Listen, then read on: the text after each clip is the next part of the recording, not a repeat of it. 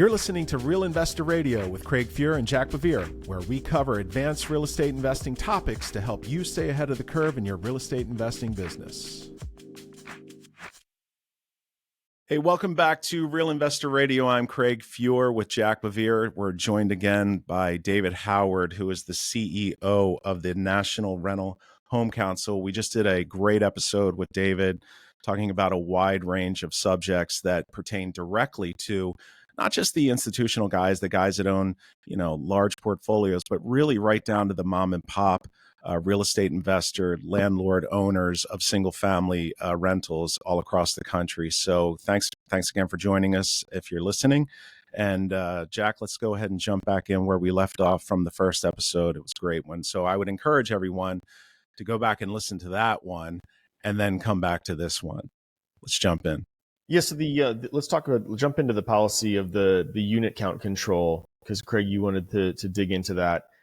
That that was a new issue for me. I didn't realize that legislators were thinking about things that way, where various legislators introduced bills that would limit the whether entities that owned a certain number of properties could participate in the real estate market, right? Could buy any more houses, right? To prevent large ownership of single family houses. I take it, David, that you guys worked on those specific bills to show the other side of that coin and get those bills ultimately defeated. Did they pass anywhere? Is that idea expanding? Where is it most concerning? Where do you think it may actually become the law of the land? What's your take on that issue? Well, yes, it is concerning. I'll start there. We have been involved with a lot of legislation, the type of which you're referring to, that would seek to limit essentially the number of homes that single-family rental providers can either own or build. We've actually seen proposed legislation that would restrict builders from building single-family rental homes, which is becoming a more and more important part of the industry and where I believe the industry is heading. But it's interesting. We haven't. We're starting to see this kind of legislation seep into places where I think a lot of people would be surprised to see it happening. I love the state of California. I think California is a beautiful state. I'm a longtime Dodgers fan, even though I live in Washington, D.C. But California has a reputation of being fairly progressive from a legislative and regulatory perspective. And so we're active in the state of California. It's a big market, obviously. Your listeners who are from California know this. Very robust rental housing market. But there's a lot of progressive legislation in California, starting with the rent control ballot initiative that comes up for a vote in November, which, as an aside, I think would be very, very harmful to the housing market in California. But when you hear about legislation that would seek to limit the number of homes that owners of single-family rental homes can own, coming from a place like California, you might say, okay, I kind of get it.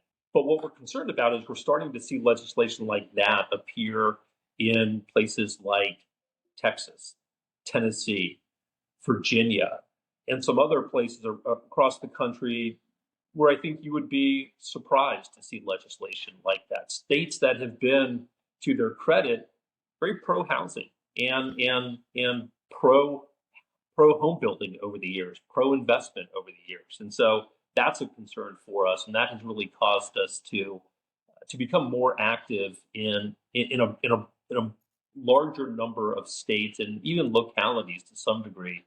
David, have you had legislation? I'm sorry. Have you had any FaceTime with these legislators? That are state legislators who have had these types of bills, and when you present sort of the opposing side, I'm just wondering, what is it falling on deaf ears? Do they see your point? So first, have you had any FaceTime with them or anyone that in your organization? And what's the feedback you're getting from them on sort of what we all see as rather draconian moves to limit progress in terms of rental housing? So the answer is yes. Again, I have accumulated many miles on my frequent flyer account this year, going to different places across the country to meet with legislators and their staff on legislation like this. Um, and I will tell you, to the credit of the folks that we're meeting with and have met with and will meet with, I think they're well-meaning. I think they want to do something about housing. I think they realize that affordability is a problem for a lot of folks who want to own or rent. I think they get the fact that we just don't have enough housing, and that's behind so many of the problems that are impacting the housing market. The challenge has been to get them to see that legislation and regulation that would limit the number of homes that a particular owner can own, getting them to see that that's just not the right policy. That probably has more of a negative impact than anything else. Where we do see success is when we can go into a particular situation, a state capital, with partners, with others, whether those partners and others are other trade associations, the home builder associations, the realtor associations, the multifamily associations. When we have a unified front, obviously it helps the cause, and that carries more of a punch. When we have folks from the state where we're working, from the market where we're working, meaning if we're going to St. Paul, Minnesota, and we have owners from the St. Paul, Minneapolis market come with us and meet with their elected officials, that is probably one thing that helps more than anything else. Because again, for me to get on a plane and fly to Atlanta to meet with legislators in Georgia is one thing. But to have somebody from Macon, Georgia, or Norcross, Georgia, or wherever come to Atlanta and meet with their elected officials, that changes the calculus in a very meaningful way for a lot of folks. And so we always try to make sure that we've got folks from the local market, or at least from the state, with us. We do things like policy days at the state capitol, where we'll organize a number of single-family rental home owners in Raleigh, and we'll spend the day going from office to office, meeting with elected officials and staffers. A lot of where we are as an industry, I think, is new for a lot of legislators. I've said before, single-family rental housing has been around forever, but the industry itself, the common themes, the dynamics of the industry, I think for a lot of people that's very, very new. Yeah. And I think a lot of folks just don't understand the industry. And so it just takes sitting down with people and talking to them about the industry and talking to them about who the owners are and what they're trying to accomplish. As an institutional asset class, it is absolutely a very new phenomenon. So, it's not surprising that many of these issues are, starting to bubble up to the surface. Yeah, Jack. So what are you mentioned the state chapters that you guys are putting in place and that you're involved in the state and local legislation. What does that process look like so far? Where do you guys have local chapters? Where are you eyeing next? And what makes what's the situation that makes a local chapter viable for the NRHC? Mm-hmm. That's a great question. About 2 years ago, we started a state chapter program. We're headquartered here in Washington, D.C., but we realized that we needed to be closer to the markets where our members are most active. And so I think at some point in the distant future, there will be NRHC chapters in all 50 states. Why? Because there are single-family rental homes in all 50 states and in every jurisdiction across the country. It's going to take us some time to get there. And so we started a couple of years ago down this road by opening a chapter in North Carolina. We have expanded since then to 4 additional states. So in addition to North Carolina, Georgia, Florida, Arizona, and we're launching the Texas Rental Home Council in the fall. So by the end of the year, we will have 5 fully functional state chapter organizations of NRHC out there. And again, the real reason to have these chapters is to be closer to the markets, to be closer to the decision makers, to be closer to the policies that are impacting rental housing providers and the industry. Most of the legislation and regulation that impacts providers and builders of housing really takes place at the state and local level. There are some things that happen here, obviously, but here in DC, that is. But most of the action really is at the state and local level. And so for that reason, we need to make sure we have a presence in those states and in those markets, and that we're viewed as a legitimate part and partner in those markets in terms of deciding on housing policy. We need to have relationships with local elected officials and regulators. We need to know the housing policymakers in states who are making decisions about this industry. And so, again, for that reason, we've started the state chapter program. I will tell you, it has succeeded more than I expected it would. Again, just in terms of being able to establish not only the NRHC brand, but the brand of the single-family rental housing industry and the build-to-rent sector of the SFR industry has really allowed us to achieve that. The next step is to build out the staff in those chapters. Right now, a lot of the work of the chapters is directed from this office here in DC. But in the not too distant future, we're actually going to have folks who work for the chapters in those markets, who are developing those relationships and maintaining those relationships and doing the kinds of things they need to do.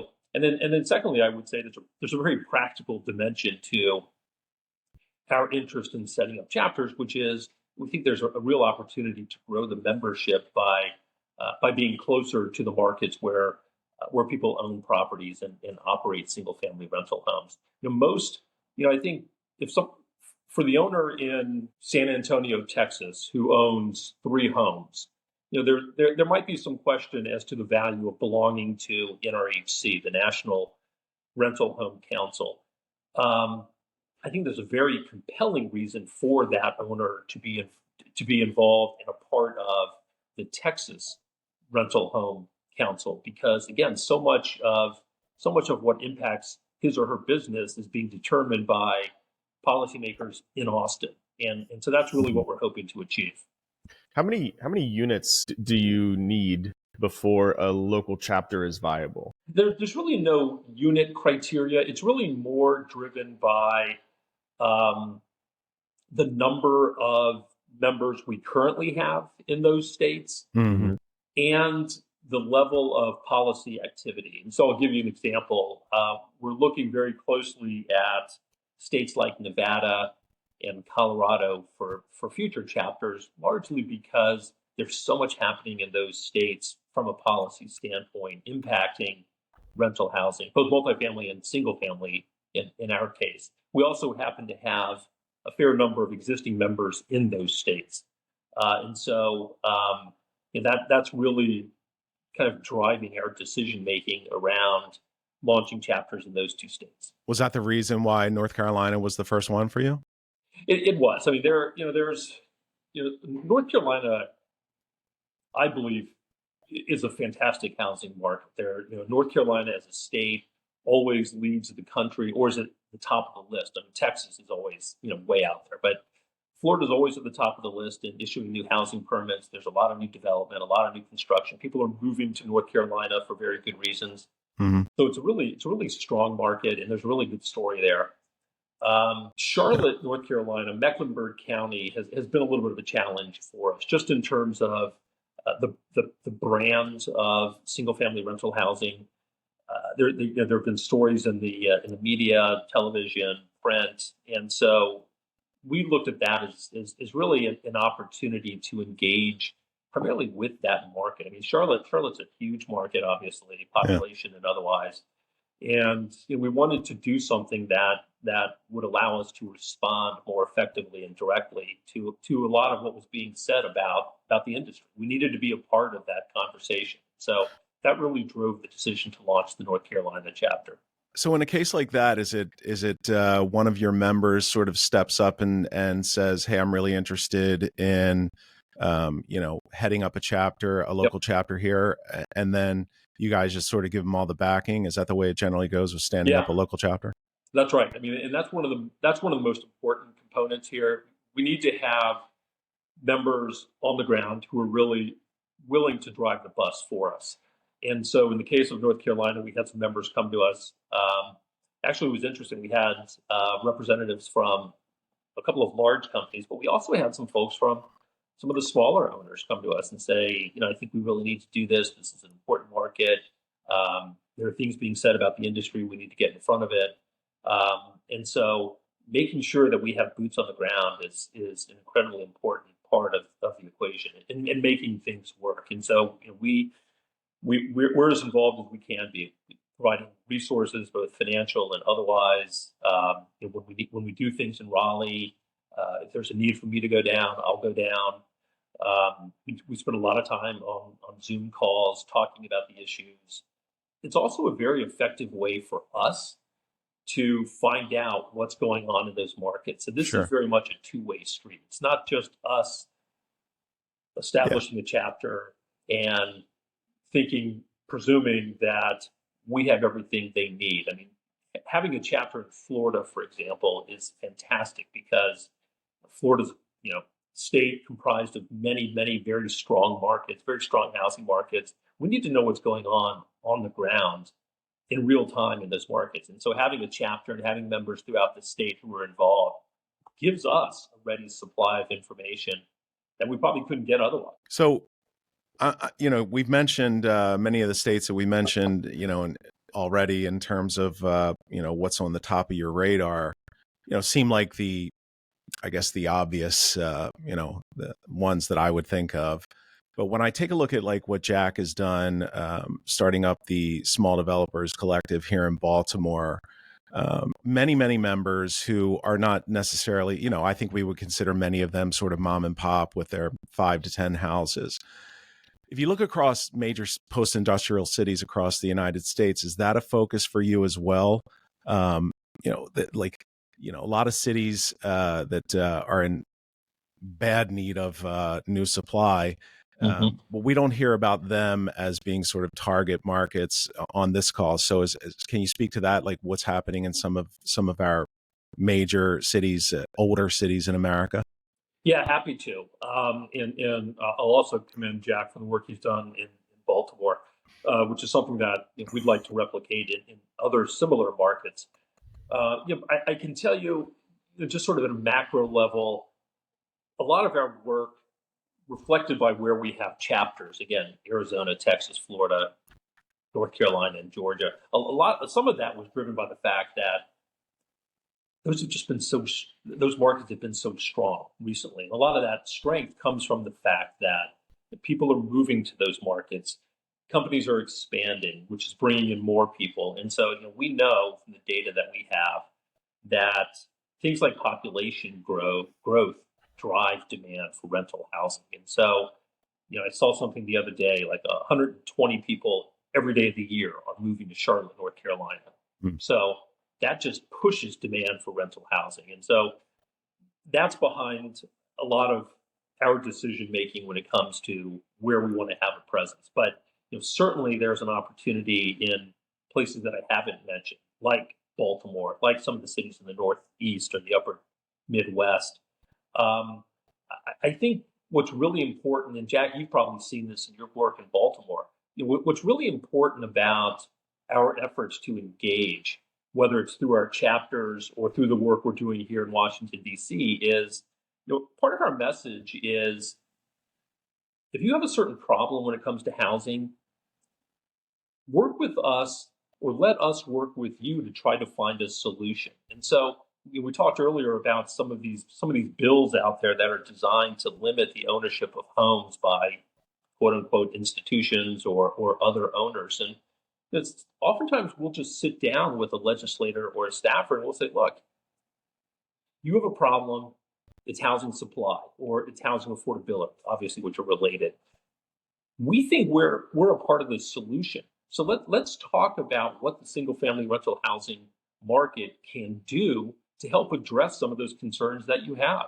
You look at, for example, some of these markets, maybe in again the Northeast, the Upper Midwest, where there are parts of the cities that need renovation dollars, Sure. rehabilitation dollars, investment dollars. There are bills in Congress here in D.C. and at the state level that would encourage investment dollars to go into certain parts of cities to rehabilitate homes and renovate homes and that sort of thing. Most of those bills target owner occupants. What I have said to legislators in some situations is, why don't we think differently about these bills? Let's think about a way to bring single-family rental home providers, i.e. investors, into places where you want to rehabilitate and renovate housing. Why? Because these are the folks who know how to do it. We know, for example, when an investor, quote unquote, buys a home, on average, they invest almost $30,000 in that property through renovations, landscaping, New appliances, what have you. The typical homeowner invests about $7,000 in a house that they purchase. And so you have a group of people, i.e. investors in this case, and I don't, as an aside, I'm not wild about that term investor because I think providers of single family homes do an awful lot more than invest in housing. But regardless, Sure. you have investors who know how to rehabilitate and renovate homes. If there are homes that need rehabilitating in a city, why don't we work together to figure out what we as an industry can do to contribute to your efforts to invest in that part of the city, to turn that part of the city around?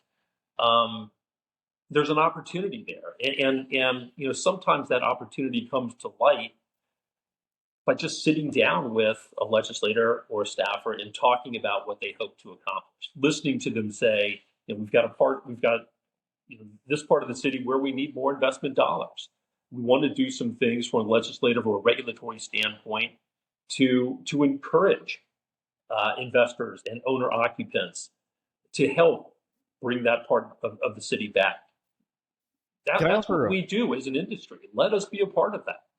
Let me offer a perspective and get your take on it.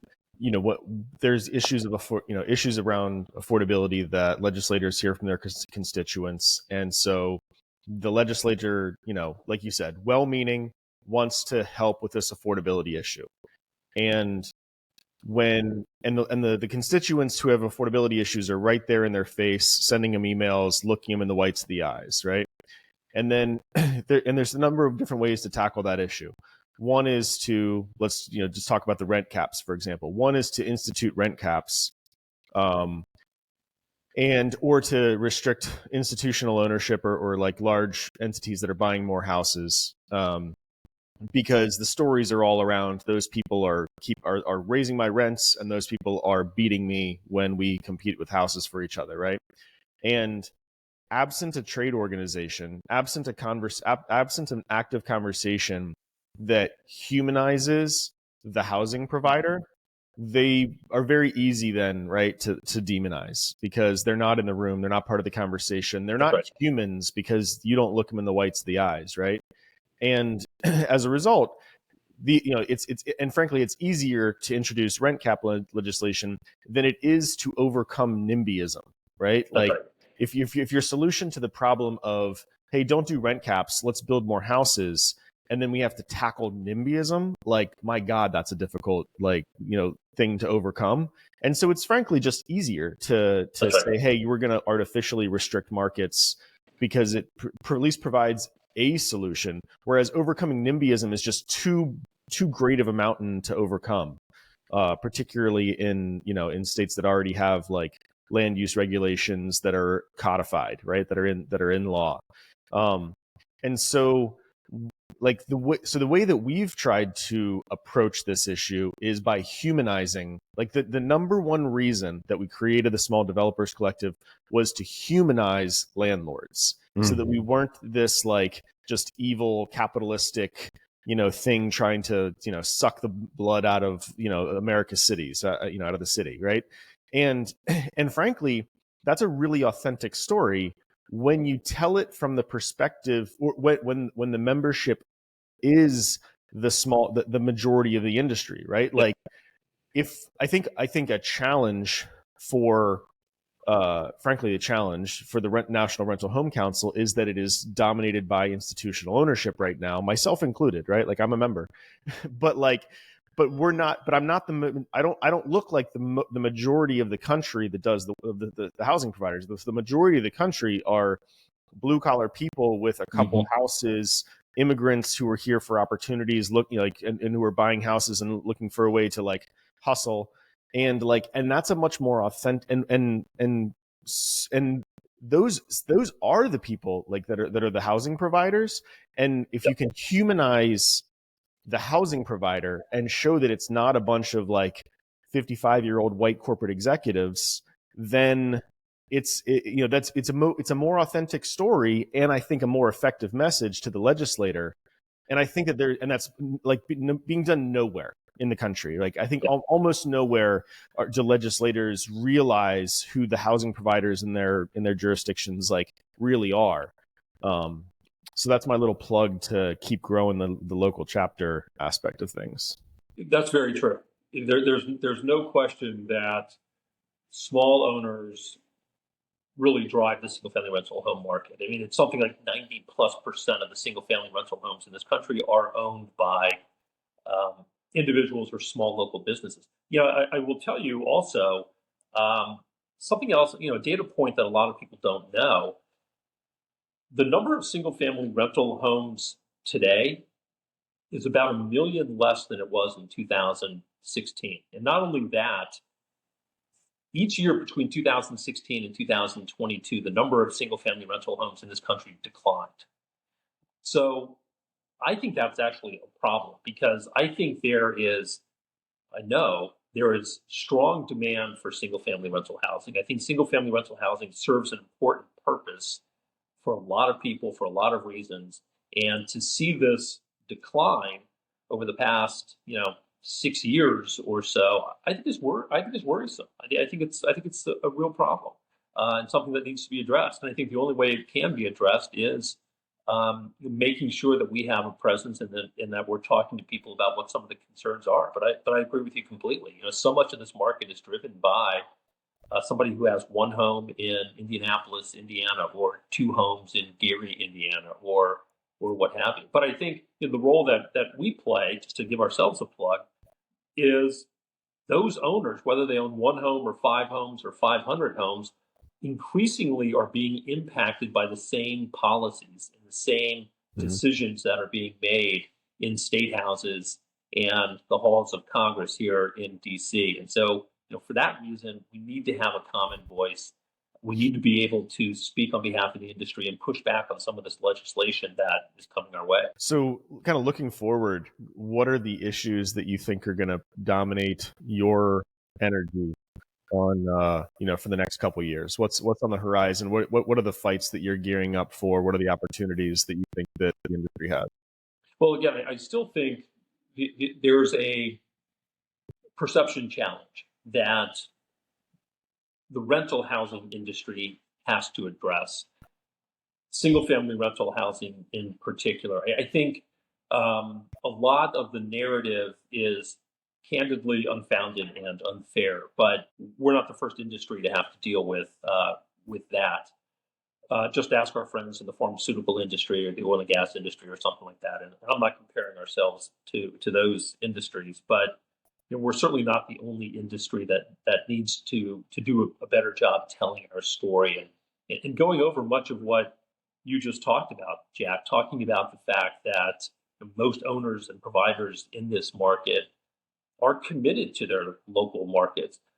and not only are committed to their local markets, but oftentimes live in those markets. I mean, Mhm. most owners of single family rental homes, I saw this statistic recently, most small owners of single family rental homes live within like 50 miles of the home that they rent or something like that. Numbers might be a little bit off, but it's something close to that. And so you've got people who are committed to their local markets, committed to their communities, have lived there, have educated their kids there, probably work in those communities.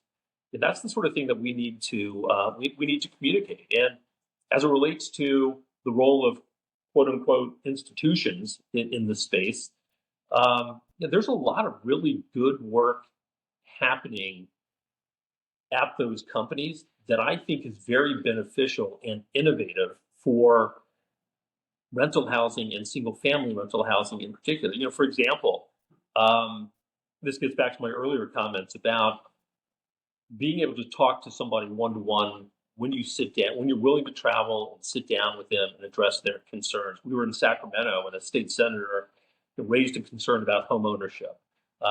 These large companies are coming in, they're buying homes, they're competing with home buyers. And so we talked a little bit about that. And I said to her, look, we have a program at NRHC that encourages our large member companies to offer on-time rent reporting services. To my knowledge, we're the only trade association that does that. And I told her over the past year, we know that through these on-time rent payment services offered by our larger member companies, 17,000 residents now have credit histories where they didn't before. So in other words, somebody who was renting a home from one of our institutional owners didn't have a credit history before they enrolled in this on-time rent reporting program. And so now they have a credit history, and everybody knows what that means. You can't do anything without credit in this country, and getting to a point where you actually have a legitimate credit history is something. And our members are responsible for creating credit histories for 17,000 new owners. We also know, based on the data we have over the past year, how many of those residents were able to qualify for a mortgage because of their credit history. Or a car. Or a car. Right. A long way of saying, there's a lot of innovative programs and initiatives like that start with the larger companies, like every other industry, right? Apple is doing things in the mobile phone industry that will eventually, seep out to the broader mobile community. Same thing is happening in single-family rental housing. Invitation Homes is doing things that eventually will be adopted more broadly by owners of 100 homes, and then owners of 10 homes, and then owners of one home. And that's how this works. But that's how this works. But again, a lot of the larger companies really don't get the kind of credit that I believe they deserve for a lot of the work they're doing around things like resident engagement and property management and things like that. But to your question, we're squarely focused on telling that story, getting out to states where we need to have a louder voice and telling that story, talking about who actually makes up this universe of single-family rental home owners. The fact that most of them are people like you and me. They're not publicly traded companies. They're not private equity firms. They're people like you and me. Or they're people who have lived in the community, worked in the community for 50 years, inherited their father's business. Their family members all work. I had somebody call the other day who was talking about from Ohio, talking about membership. And he was concerned about this perception that owners of single-family rental homes are having some kind of negative impact on the broader housing market. And he said, look, my family has been in this business for 50 years. We basically operate in two markets in Ohio. My father started the business. He owned one house. He bought another house. He handed the business down to me. We now have, I think he said, 47 homes between these two markets of Ohio. He said, I know my residents. I invest in my homes and my communities. This narrative that's out there doesn't reflect what's actually happening. And so we're going to spend a lot of time telling that story. That's kind of the first priority. And the second is, we're what we have learned is, from a policy standpoint, when we engage, and this is fairly obvious, when we engage, when we take on issues, there's a much higher probability that we're going to be successful pushing back on policy that might be harmful to the industry. So we need to be in state capitals where there is legislation being introduced that would be harmful to the single-family rental housing industry, whether it has to do with things like rent control or rent caps or limits on the number of homes you can buy or anything like that. So again, one, we're really going to be focused on telling a more accurate story. Two, we're going to be very focused on making sure we're in the places where we need to be to fight legislation that is harmful. Jack, as I think about some of the fine guests that we've had on the show, guys like Sean Mulhall and Chris Guerin, these guys are operators here in Baltimore City, David, who they own fairly substantial portfolios that to their credit they have grown from the ground up, and they're both in tougher neighborhoods. And I see, Jack, the reason I'm bringing it up is I see sort of like a narrative difference between what those guys are doing. And frankly, Dave, we're talking about rents here that in most of those portfolios that, Jack, I would assume is probably somewhere between $1,200 a month. And, so super affordable, existing Baltimore City homes that were revitalized by their companies up to, frankly, better than new standards, or certainly better than those houses have been in probably 30 years. Great product, well-run operations, but I see a difference in the narrative when you're sitting down with like a state legislator who is worried about the B2R side. And Jack and I have spoken to several of those guys as well that are really, they're not necessarily, Jack, putting out affordable housing. It's what it is basically very nice rentals for middle class. And I think there's a real narrative shift there, David, that if you could navigate that with what guys like Jack is doing, what the other two gentlemen that I just mentioned are doing, versus sort of like the other side, I see it as a completely different sort of narrative and product. Jack, you might want to comment on that to make things seem more logical than what I just presented there. No, yeah, I just think it's the point is that it's the same industry, right? Yes. And the legislation and the policy issues that the entire industry agrees are off base, right?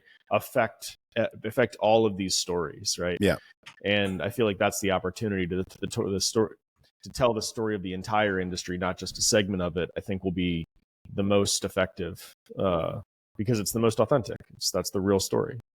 Yeah, it's interesting. One of the things that I find most appealing about this job in this industry is there's so much diversity in this industry, and I mean diversity with a lowercase d, in terms of product type, in terms of markets and geographies, and business structures, from individual owners all the way up to large publicly traded companies. I think it's unfortunate that the industry sort of gets swept up in these broad definitions of what's happening. That the caricature of the landlord with the cigar and that sort of thing. Because I mean, Jack, and as I know very well, that's not the industry I know. But sometimes the industry gets painted with this brush, and it's unfortunate because again, there are owners of single-family rental homes that rent for $10,000 a month. There are owners of single-family rental homes that rent for $800 a month, and anything and everything in between. New homes, 50-year-old homes, 100-year-old homes. Right. So but there are some common themes, and again, things that I think the industry should work toward to achieve, and those same things apply to an individual owner like you or I, or a corporate owner that might own, tens of thousands of homes. David, does your membership include companies that work sort of public-private to provide low-income housing, companies like Jonathan Rose or Related or Dominium. Yes, Do they?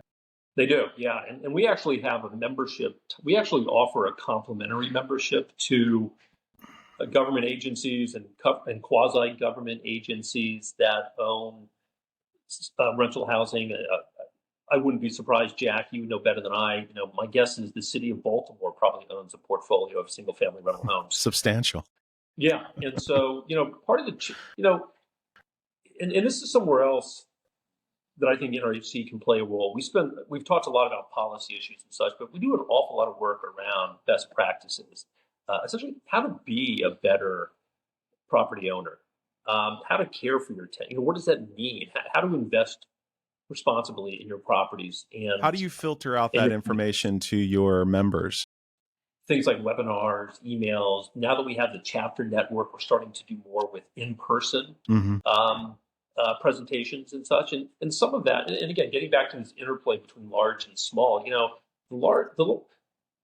the great thing about large owners is they have a lot of resources and expertise in this space that they can share with other owners. I'm not saying they have all the answers to all the problems, but they're the large companies who are members of NRHC have proven to be very willing to share information and best practices. And so we've leaned on that. But we're doing a lot more on local outreach, in person, happy hours with educational programming, things like that. We have conferences that take place in those chapters across those states all the time. So we're doing more of that sort of thing. So David, we can't thank you enough for your time. Folks, we're talking with David Howard from the National Rental Home Council. If you want more information, I would highly encourage anyone of, any property owner of any size to go to rentalhomecouncil.org to find out much more about what this great organization is doing.